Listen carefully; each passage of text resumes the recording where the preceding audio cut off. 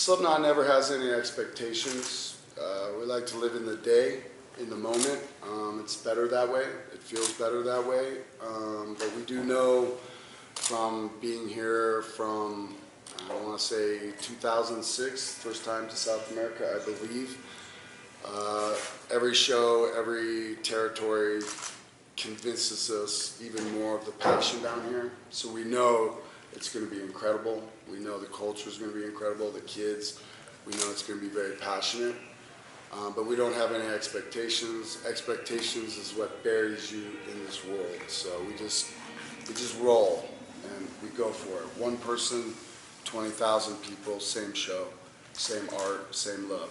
So since the beginning of our career, we've always tried to embrace each and every country and each and every territory, as I say, and we're very fond of learning everything and anything we can, the culture. So, for example, we were just in Ecuador, and I went as far as I could into the not really the rainforest, but the corner of it, and I was given a lot of these Huma devil masks. And I was explained that one side is the night and the other side is the sun, and it's the 12 months. And I thought it was very beautiful because the months were in colors, but when you turn around, the colors are the same. Very, very intricate. I wore that for a song. And, you know, I only do things like that because I just know how much it means. I know how much it means when we leave America and go over the pond, as we say it. When we make the trip and we actually land and people actually believe that, you know, Slipknot is on their soil. So it's very important to us to always prove to them how important they are. And sometimes the show isn't enough, you know.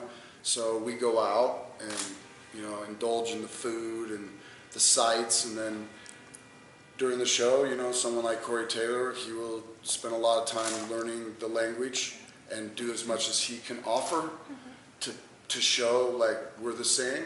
And then someone like myself, I will wear these sorts of things out of respect.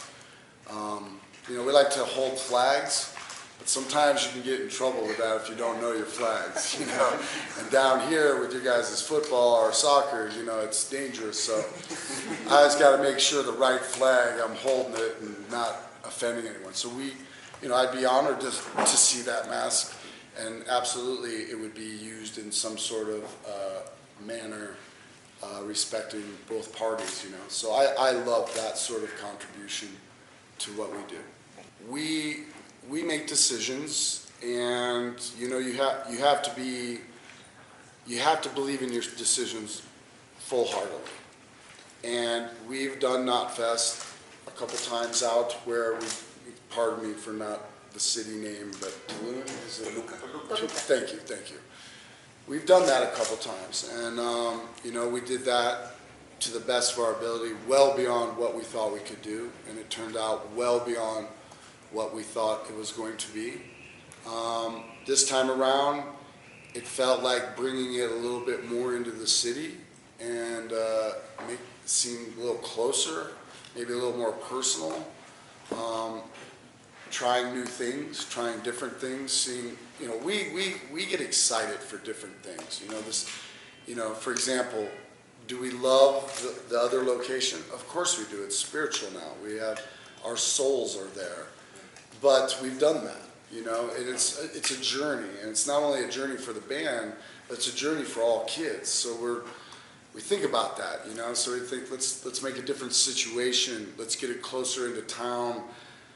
You know, is it stepping backwards? We don't know. Is it stepping forwards? We don't know, but it's a new thing. But like you, we believe it's a better situation at the moment.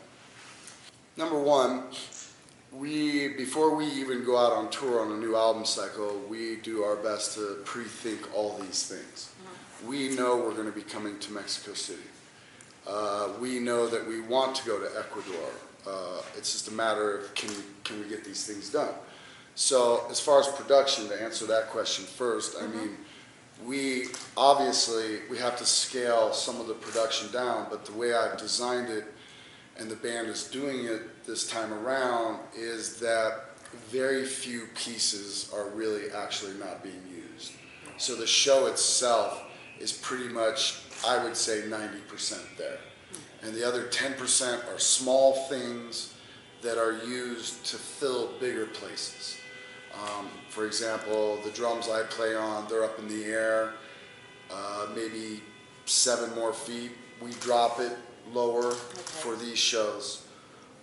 So we always keep this in mind that, you know, I'm not going to approve going anywhere if the kids don't get as much of the show that we are doing.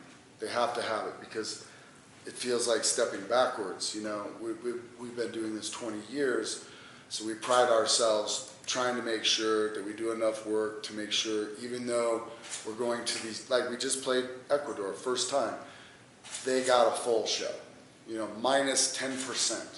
But there are places in America that we've had to drop 10% just to fit there. So what is missing really? Is it important to the overall show? No. It's just really things that help the bigger places. And as far as the challenges, I mean, life's a challenge. Getting up this morning was a challenge. Getting down here to talk to all of you is a challenge. Some people would probably have a lot of anxiety about that, but there's nothing cooler and more, I guess, breathtaking for me that goes into all the work for a rock show. Because usually you only hear it the other way. For instance, in Ecuador, I was told that fans of all ages were staying overnight at the venue. And I was like, well, if I would have been told that, I would have taken them all a bunch of McDonald's and just showed up and fed them, you know, I mean, because that, you know, that, it seems unsafe. And I don't like to think about people loving my band that much that they're going to stay outside. So we usually only hear those things, you know, the love and passion for the band. But there's also a whole other side of love and passion going on under the scenes. But the love for the show, the passion for the show, the coming together of the culture, the two different cultures coming together, that dirt is going to be moved. And that's a lot of love and a lot of hard work. And there's a lot of that that goes on all day and night just to make this. So as far as the things that are hard for us to do, they're actually kind of lovely to do, because at the end you're on stage going, and the kids are like, wow. And then all the workers, maybe they don't get a handshake, but they know. They sit back and they're like, this show wasn't even going to happen unless I moved the dirt. You see, so everybody's job's the same. My job is the same as the guy who's moving the dirt, because we're all here for a rock show, and we all need a rock show that helps us get through life, and you know, helps us go to our jobs the next day. So Slipknot's here to facilitate people's happinesses, you know. But there's a lot of people involved, not just us. I mean, look at all of you. You know, someone had to put the tablecloths on.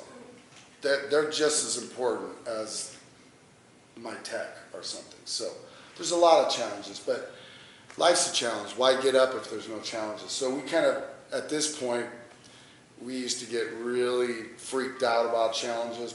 We just plow through them now, because we've been down here, we've worked with the people here. It's fantastic. It's great to work with different cultures. It's amazing to watch cultures come together and actually communicate and make something happen. I mean, that's incredible. That's better than being at home and making it easy. So there's always challenges, but we don't much care anymore. I can't even be responsible for myself most days, let alone think that anyone in this world who is actually human wants to rely on anything I may have come up with.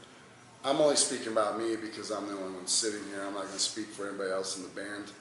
So I don't want it to seem like I'm talking just about me, but I don't really want to speak for anybody else because they get mad. So,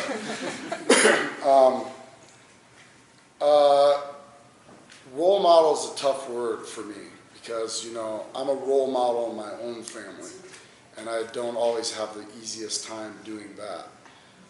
Why? Because I'm a human just like you, with a family, with heartache and lovely things. And so I don't know, I've been really battling with this role model thing the last 5 years because, you know, it's a lot of pressure. I do believe rock and roll helps because I remember what it did for me. Music is the only thing in my life that has always been there for me. It's not that people have chosen not to be there at specific times. It just means that human beings cannot always 24 hours a day be available for all humans. So in my life, I learned very quickly. I'm an only child, and I lived a very isolated life in a basement by myself, pretty much teaching myself everything. So music, I found music super early in life, and it's all I've ever had. So if I'm going through situations like, let's just say with family, music's God to me. I can actually work out things by listening to certain songs because those songs have messages of what I'm dealing with. And it's kind of like a yoga class for me. It's like, all right, put that song on. All right, now focus, and then I get focused, and I can get centered on what I'm thinking, and I can go to the next song, and I can get my emotions and feelings because, you know, emotions and feelings are chemical. We make it, so I accelerate it with music, and music's my church. So I understand that our music helps because music always helped me, so I have to take on that responsibility. I just don't know if I'm always strong enough to give it to its fullest, but I have a trump card, which is called the show. So no matter if I can't help people mentally, spiritually, physically, in this form, I'm going to give them everything I have on stage, so there's nothing left untapped. They will walk away knowing that I tried to kill myself more or less on stage for ourselves, for salvation, for peace, for empathy, for love, for whatever it is. When the mask goes on, that's my time. It's nobody else's time. But I created a band for people that were just like me. So I imagine that Slipknot kids use Slipknot music as God as well. So I think that's what you're talking about. And I do love it. It's a lot of pressure sometimes. It's very hard to continuously hear that you saved somebody's life. And by now it seems like I've saved half the planet. So that's a hard concept to get your head around, that people need you that hard. But I remember I did too. There's plenty of times music saved me from getting in a car when I was drinking or whatever. You know, music's God to me. So I hope that answers a little bit of your question. It's a lot of pressure. But I was born to take on the pressure, and I'm obviously sitting in this seat for a reason, so I gladly take on the responsibility. Well, I was born in 1969, so I was very fortunate to grow up. I was just having this conversation with someone the other night that I was 10 years old when I watched Ridley Scott's movie Alien. And I was watching it with my dad, and I was so scared. I asked my dad, at one time I said, "Is this real?" And he goes, no, this is a movie. This is a script. This is a story. These are actors. They're acting out a story that was written. And it looks like they're doing a good job because you're scared. And I was just like, so I took another 10 minutes, and I looked at him, and I go, could this be real? And my dad, being my dad, was like, and that was that for me. So I grew up in a wonderful time with great movies. My mom was still bumping the Beatles, telling me about the Beatles. My mom listened to Elvis Presley, Ray Charles, Jerry, you know. Yes, sorry. Johnny Cash, Buddy Holly, you know, The Who. I remember The Who was just pounded in my head. I can remember the album Who's Next, like they're all taking a leak on the abandoned highway.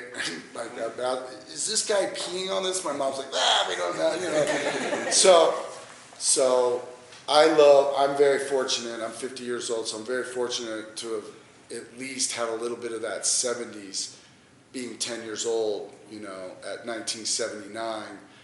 grabbing some of that, you know. And I was an only child, so we'd sit at the dinner table, and my dad would say, hey, there's only 3 of us, we don't got much to talk about, let's get it all out, and then I'll allow the TV to be on. So we would talk our family, you know, stuff, and get that TV on, and my dad would explain. I can remember watching Taxi Driver with my dad, and, you know, Deer Hunter, and just, I'm kind of bored because it's high intellectual adult stuff, but I'm intrigued, you know, by I can tell De Niro, I can feel him, you know.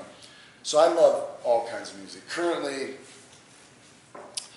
I don't know, the last 5 years, I really need music to find me, because I don't really feel like there's, I feel when I go look for it, I pass. I'm like, no, no, no, no. I'm looking and I'm looking, and I just can never really hone in. But if I let things find me, or friends will send me something, then I can get somewhere, you know. It would take too long to talk about the process, but the process started on point 5, the gray chapter. And a lot of it just became that, you know, we're getting older, and I'm getting tired of, you know, suits telling me when to write, when not to write. I'm just tired of it. I'm tired of it's not that they tell me, you know, they suggest, they say, hey, you've been off 2 years, Corey Taylor's ready to, you know, move on from Stone Sour, maybe you guys get together, January's looking like a good time, we could record for 4 months. I mean, that's just pressure. It's like, well, what if we don't even have any songs? So about 3/4 through point 5, I was just listening to a lot of band members speak and how they felt, and a lot of the feelings were the same, and a lot of it was, we just don't like to give it up. You know, touring can get boring because the set list is the same. The kids are different, so we go, but sometimes that set list can get on your nerves, and you don't want to change it because you don't want to disrespect the kids from the next city. You want to make sure they get the same stuff. But this album's philosophy was to not let anyone interfere with the idea that we wanted to create.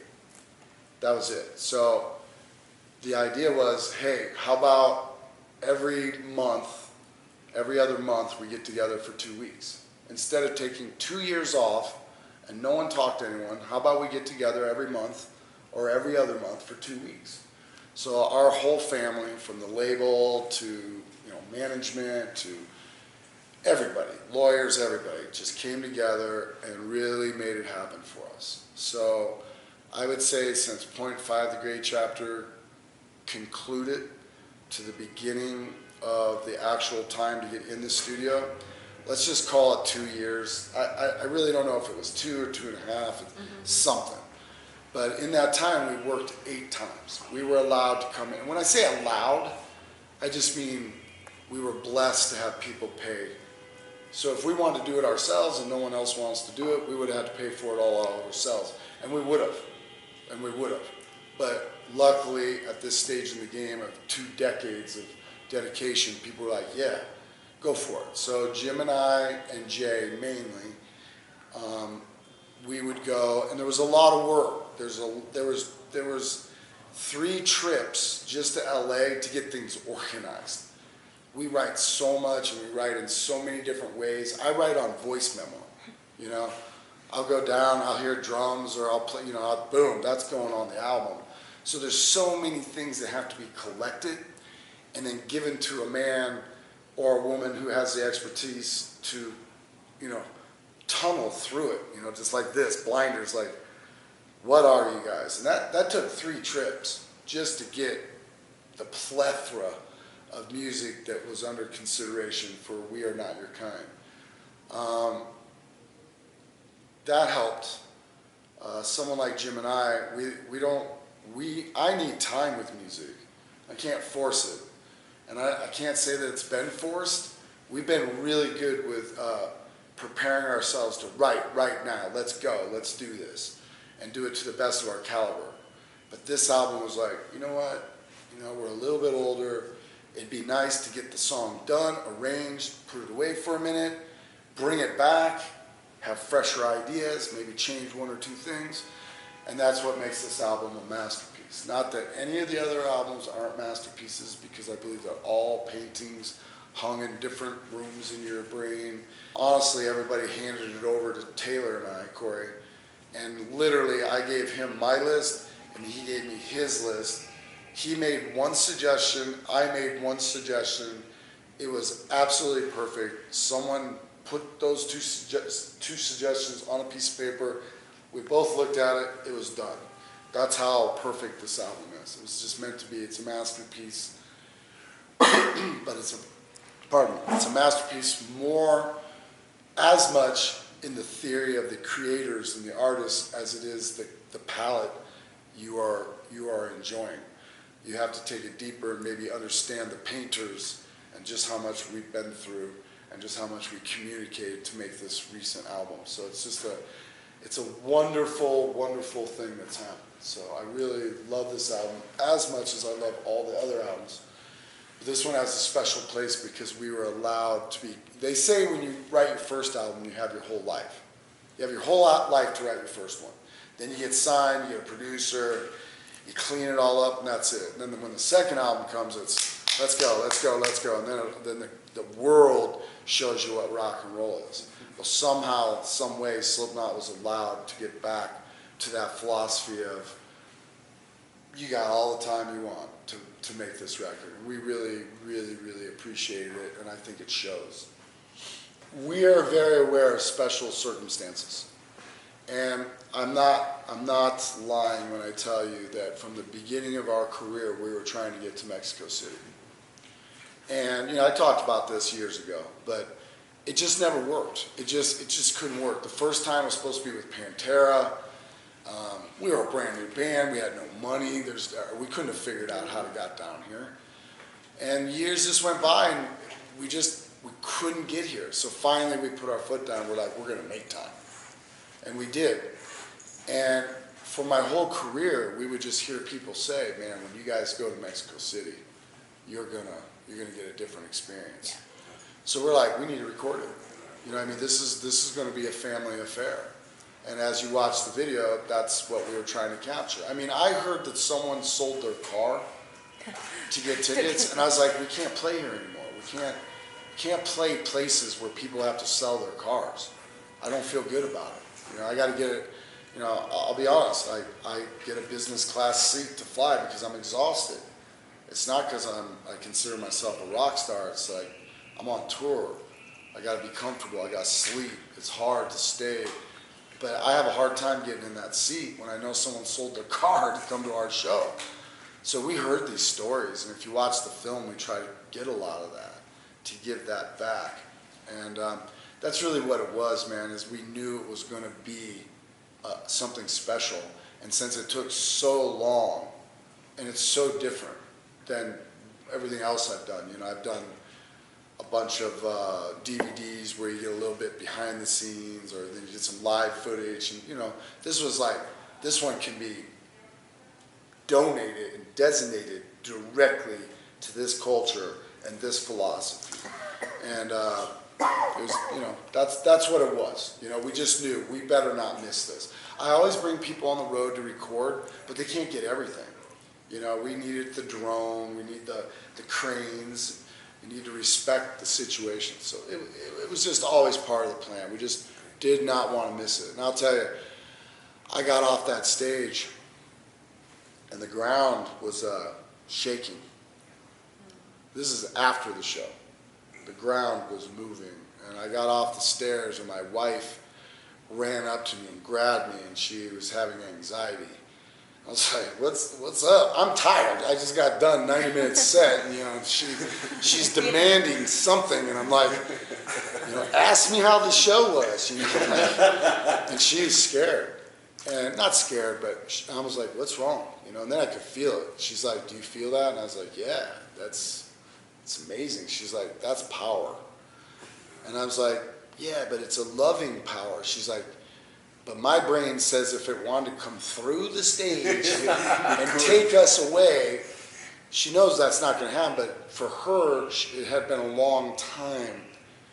She grew up with the band, so she would see us in small places where it was completely violent and out of control, and she had witnessed that. But it had been, I don't know if she had ever witnessed the ground moving 100 yards away from the kids. with fireworks going on, and she's like, we got to go. And I'm like, it's cool, baby doll, we're fine.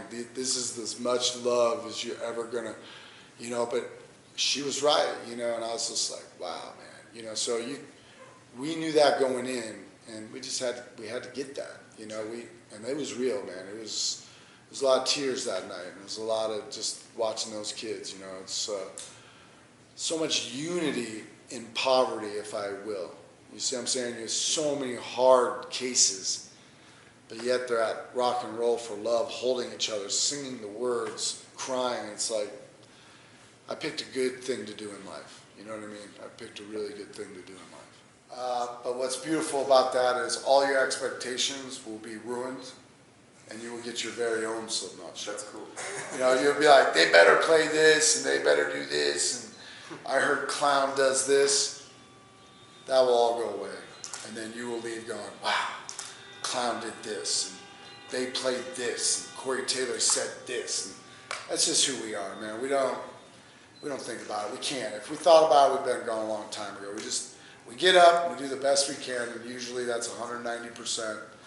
And when I take the mask off in the dressing room, I know I lived. If I couldn't get out of bed, or I couldn't be there for my wife or my children, or I'm having a stressful day, man, I put that mask on, I get off the stage, and I'm like, no matter what I didn't do, I did something for me. Because you know, halfway through the show, I'm like this. Am I all right? It seems a little fast. I might want to take, you know what I mean? That's our show. It's constant. It's just everybody all night long, like, I'm dying, I'm going to pass out. We were in Ecuador. It's twice as high as Denver, Colorado. I don't know. Albuquerque, New Mexico is higher than Denver, Colorado. We played that. But we have not played twice as high as Denver. I mean, we're in the Andes in Ecuador, not the Rockies. You know, so we're up there just sucking wind. But you know what? Some of that is good, you know. Just, you hurt up there, and, you know, everyone hurts, so it's kind of what Slipknot is. It's like, let's just all hurt together, get it out, make it through, and then we'll all go kick our boss's asses tomorrow. You know, something like that. So I don't know what they expect. They expect it all. And that's why we go, you'll get what you get. And usually it's enough. So I think we really never get complaints. So, and we never pull anything away because we're tired, or, oh, we're in Mexico City, we're not going to do that. We're just not that way. It's, let's go. We do a huddle before the show. It's my least favorite thing to do. It's like be friends with everybody right before I want to go kill myself. Say, hey, I love you. This is go team. I've hated it from the beginning. I always put my hand in the bottom. I'm in the bottom and I'm a fist, and all those hands go on top of me. For 20 years, I put my hand in the bottom, and I'm like, fuck you guys. I put my hand out, and they're all like, yeah, gee. But we do that because it's all on. You don't know. Someone could be in the hospital by the end of the show. Someone could break their leg and never be able to play again. So we do that. I hate it, but we do it because we are Slipknot and we love each other. And we have to take, if we don't take that one moment to recognize ourselves, I don't know how far we'd really go. We just probably blow up. You know what I mean? Just like people just start dropping like flies. You know? We have to bring it together. So I have met soldiers from America who have been overseas in war, who have played Slipknot music into battle, where people have been killed while Slipknot music has been being played. That is nothing I really expected to hear in my life. It's also maybe something I didn't want to know. But someone like me has to force himself to think about that. So I go directly to the movie Apocalypse Now, where these soldiers are being asked to kill and war. None of them want to be there. So now I know my kids that are listening to music don't want to be there either. They're surfing and listening to Jimi Hendrix, and they're from America. They're in Cambodia or Vietnam. They need home. They need church. So that's what those soldiers were telling me. They don't want to take a life. They don't want to be in war. They don't want to be shot at. But if they have to take a direct order and they have to do their job, which is probably a job they thought maybe they didn't think about too much because now they're in it. I guess there's no, like I said earlier, music's God for me. So I guess there's nothing better than having some music in the point of life and death and needing that. It's very profound what I'm saying, and it's very hard to understand. So I hope I'm making sense because, you know, I don't approve of war, but I approve music helping one's soul get through the hardest things. You have to. So to answer your question, I mean, that kid or those kids had to sell that car because they were in a war. And the car became insignificant to what they felt they were going to receive from our philosophy. And I understand that.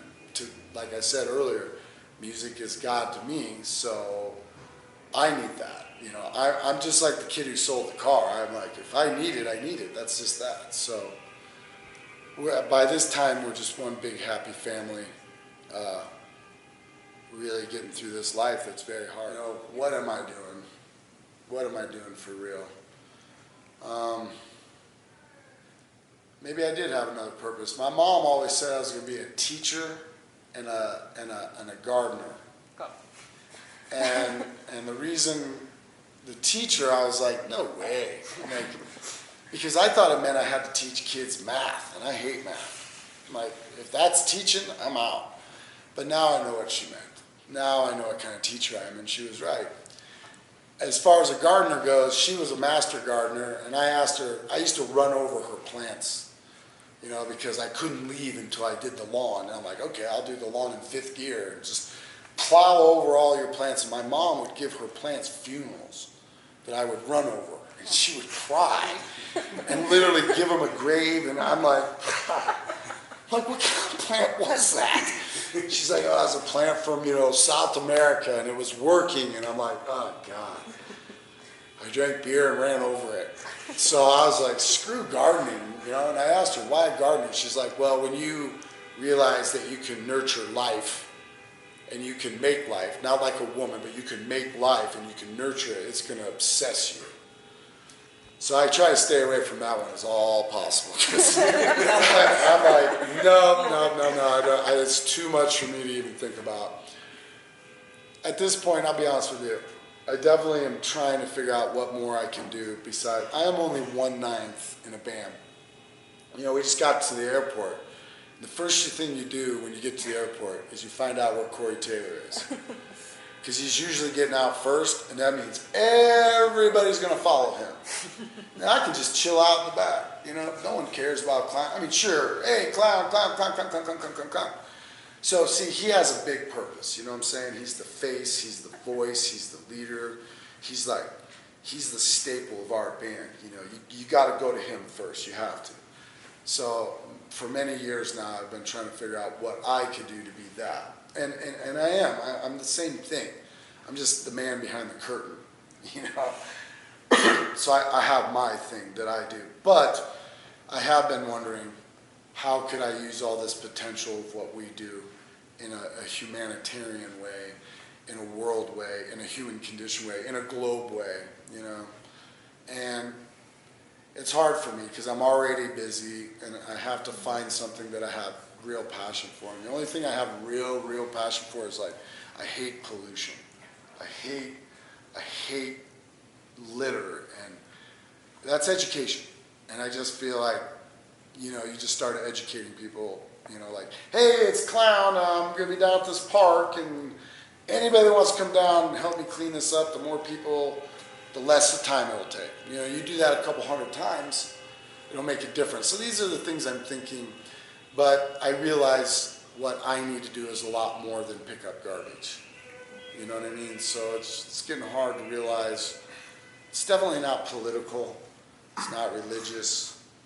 It's more empathy. I think I'm really good with empathy and able to hold myself with any sort of anger and take on a situation and see through the human, realizing maybe I'm not dealing with the person, I'm dealing with a disease or a pain, and I'm really good at that. I don't know why, I don't necessarily like it, but maybe there's something to that for me later, because I'm only 1/9 of Slipknot. I don't feel like I get to give 100% of my potential the way I could on my own. So maybe we'll see, I don't know. If one kid says, hey, I'm gonna throw a balloon of red paint at an environmentalist place that's not listening, you know, the other kids are gonna put a heart by it and like it and then go do it. There needs to be a certain education. Don't get me wrong, there are some fabulous, amazing things happening on the earth right now with the younger generation taking over. And I support that 100%. But sometimes I get worried because it all gets accessed and thrown through these things. And then we're like, well, how did I do today at the march? I didn't do too well. And you can see it's a lot different than everyone showing up because they heard and then going for it, or tear gas, or you know what I mean? It's like a lot of it's being driven on this. And I'm very scared of this because, you know, it's against the law to text and drive. So we all do it anyway. So we want to thank someone that just texted us. So we push TH and the word thank comes up. So you hit it.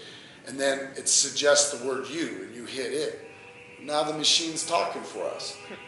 The only word it suggested was you. There's nothing else. There's nothing. Thank you very much. Thank you, you're doing awesome.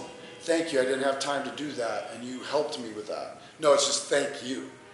I don't know, in 10 years, man, I don't know if we're even going to be allowed to talk when it's like that. It's starting. So I'd love to be more involved, but it'd be nice. Just it's nice to hear when people just they do it without this, you know. And this scares me a lot. I get embarrassed when rock stars, you know, stop shows because of cameras. That's embarrassing. You can't do that. You can't stop a show for your fucking ego, you know. Don't film me, you know. Don't film me because you're not watching me. You know, you don't have that right. I mean, we all grew up knowing that change is going to happen. And we were all brought up knowing that if you don't go with change, you get left behind. So I have an innate ability going, that's the way it is. So when I started here, it was lighters. Mm-hmm. Now it's phones with lights. What's it going to be in 10 years? Laptops that glow? I don't know, but it's going to happen. Drones. Yeah, it's going to have drones. There you go. Yeah. Drones. Everybody's going to have their own drone coming right in on me. You know, like, change is good. Change is good. It's evolution. We don't always know if it's the best change. But I personally, I think anybody that stops a show, I understand. So let's not quote me wrong here.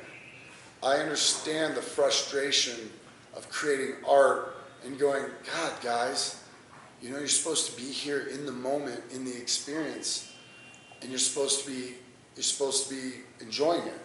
But the fact is, we're just not there anymore. So get over it. Their experience is there, taking it, going home and reliving it, posting it, sharing it, see what I did. We don't have any control. It's the way it is. If I wanted to reprimand every child or adult who wanted to film, no one would ever come to a show again. So you got to go with it. So you got to make it work. So I try to find the beauty in it. And, you know, there is beauty in it, you know, and really, I think if you can let that go, you get a better sense of selflessness. You know, I work on being selfless. These days, it's just get rid of my ego. I got to be selfless. And if I care about those phones and I got to stop the show, I'm like, you need to pay attention to me without a phone? Like, it seems like that's a step backwards. But teach their own. You know what I mean? Teach their own. Whoever you are, if that's the way you are, you handle your business. But with us, hey man, we go to Russia, they hold flares. They go straight to jail. But you know what? Those kids get around those kids with those flares. Kid puts something over his face. They hold that flare for as long as they can. Then they hide the flare. Take off the mask. Just, you know, you can't bust them. Fucking 10 minutes later, flare again. It's different everywhere you go.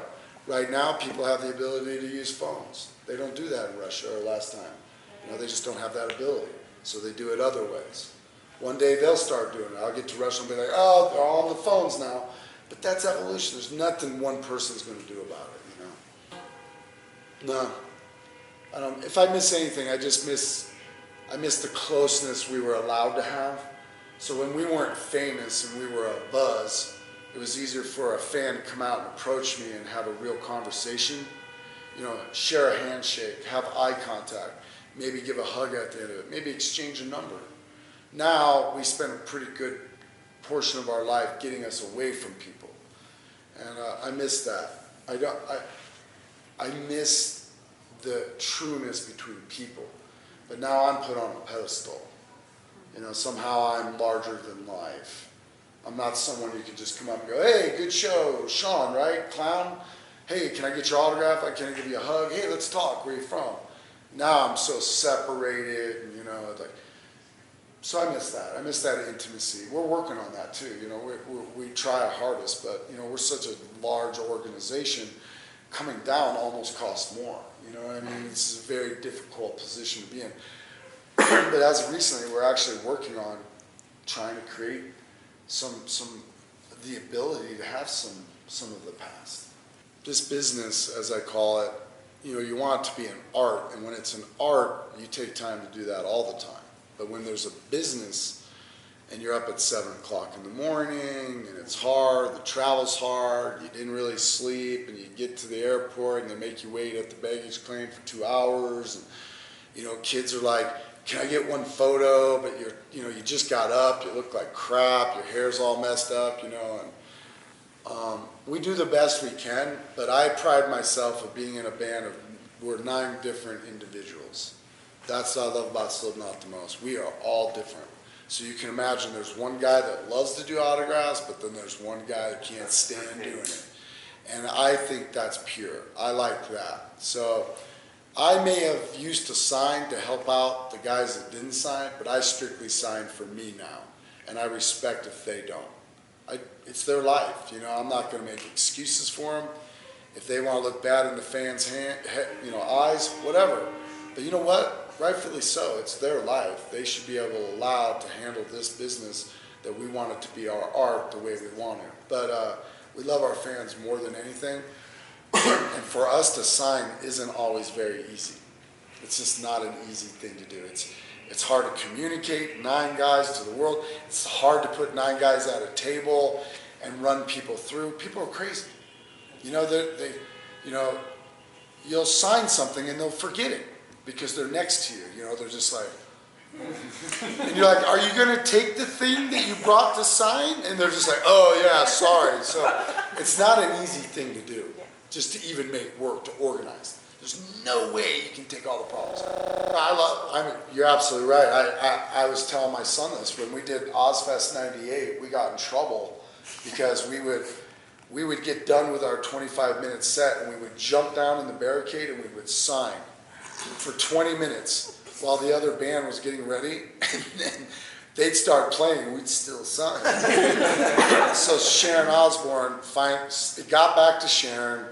She loves us. I doubt she even cared. But she was like, all right.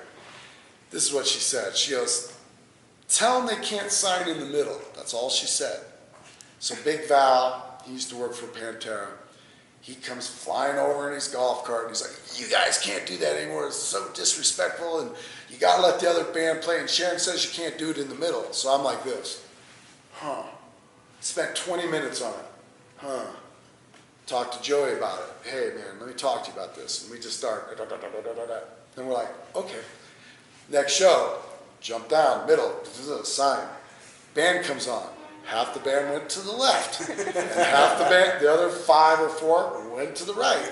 And we signed the entire time that band was playing. First of all, I will go on the record to say, fuck that band. That's who we are. That's who we were. It's all about Slipknot. And these kids want Slipknot. And the story was that you asked me, there was very, very rarely did someone want a picture. It was all signing. Sign my shirt, sign my skin, sign the CD, sign my ticket. we were nobody, so it was usually a ticket. And once in a while, somebody who had $5 more had, you know, hey, click, click, none of that shit happened. So it was all silent, and now it's all photos. And that's a problem, because I love selfies, because I can see myself. The other day I had a Band-Aid, I cut my head, and I'm like, great, everyone wants a picture, you know, so selfies, I'm like, hide the Band-Aid, hide the Band-Aid, hide the Band-Aid, you know, so I love selfies, you know, but when they're like, can we get a picture? I'm like, oh God, here we go, Band-Aid, Band-Aid. But you just gotta roll with it, man. If you worry about the Band-Aid, it's gonna be stupid. I'd rather let it out and everybody go, what happened? Stupid Band-Aid on his head, clown, you know, whatever. But yeah, it's changed a lot. I'm a master at taking selfies. So we have people out in the parking lot, have your camera ready, have your passcode pushed, have your camera up. Man, they get up to us, shit. We're in script writing, or we're playing Galaga, or you know, we're FaceTiming a mom. You know, it takes 5 minutes to get that together. So I've always tried to have our own phone, so we could do it for you, and then give you a card and you go online to get it. But that's hard too. You know, you just gotta expect the worst. Like no one, if you're like only selfies, I guarantee you, no one have figured out. Oh, sorry, they're back. That's 10 minutes and. Everybody's going nuts, so. But I prefer the selfies. I think they're quick, fast, and intimate. You know. I never knew I was going to do this in life, so. Did I want to? Yeah, but God. I got to be careful what I set my mind to, because it just happens, and then here I am. I'm here to the end, man. You know, it's just, but it's got to. My wife, we had 3 kids, you know, when I started Slipknot. Actually, we had 2 kids, and then one came about a year after practicing. My wife always told me, as long as the band was going up, and that didn't mean money. It just meant that we're working to continuously give the world our art. She always told me, as long as that's happening, do it until you die, and I'll support you. And fortunately, and unfortunately, it just keeps going. And we're all just holding on by dear life. And I say that because my best friend, Paul, man, he let go. You know, he let go a long time ago. He just was like, you know, and I'm holding on going, what are you doing? He's just like, had enough, man. And then again, we're just going, and then there's someone like Joey, you know, and it's the same thing. So I'm here to the end. By this point, as long as I have great people around me that still have passion for Slipknot, still believe in it, don't look at it as a job or a paycheck, and still want to make it better, because we love making it better. We love the dilemma of the new masks and the new stage and I mean, that's fun. All of it's work. You know, I could be cleaning toilets for a life, you know? And that's not so much fun, and people have to do that. So I'm here to the end. I'm here till I can't do it anymore. And but that's also as long as people want it, and the people that are around are fantastic and still love what we try to do. As long as that happens, I'm going to do this until I'm done, whenever that is. I grew up on a very simple philosophy: up, down, left, right, big, small, full, empty, on, off. You like my band, you hate my band. 50% of the world loves my band. 50% of the world hates my band. What we try to do is spend 100% of our time in 24 hours around the 50% that loves our band. Try to stay away from anything that is negative potential. And you know, the world's always been full of haters, but usually the haters are the ones that get eaten quickly by the lions and drug off, and they just don't abide by everybody else trying. So in the animal world, those sorts of things get eaten, and that's what we try to do. We try to eat that philosophy and get it away from us. I just let it stay dead, man. You know, he's up here now. 10 years, 11 years, 1 year, 20 years, 50 years. I don't give that to people, you know. People don't get that. They don't get to say it's 10 years, let's make a t-shirt. You know, 10 years, 1 year, 1 day, 20 years, it's horrible. So I don't really, I really actually despise when humans bring up the day someone died. You weren't there. I was. Wasn't good. I don't want to think about it.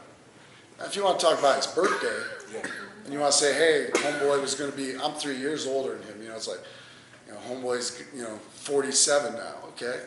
That's cool. I like to think about my friend at 47. Maybe he's not late for bus call anymore, you know? I like those kind of things, but I don't like to talk about his death day. So you can imagine, people, when I hear that, I just think people want to make money, like, let's do a, Paul, you can't buy this, So he's up here now, I couldn't even tell you how many years it's been. But I can tell you I'm at peace, and I think about it like Ecuador. I was so happy to play Ecuador because I could think about guys that aren't in the band anymore, and I could think about how happy they would have been. And with Paul, he would have loved it, he would have loved it.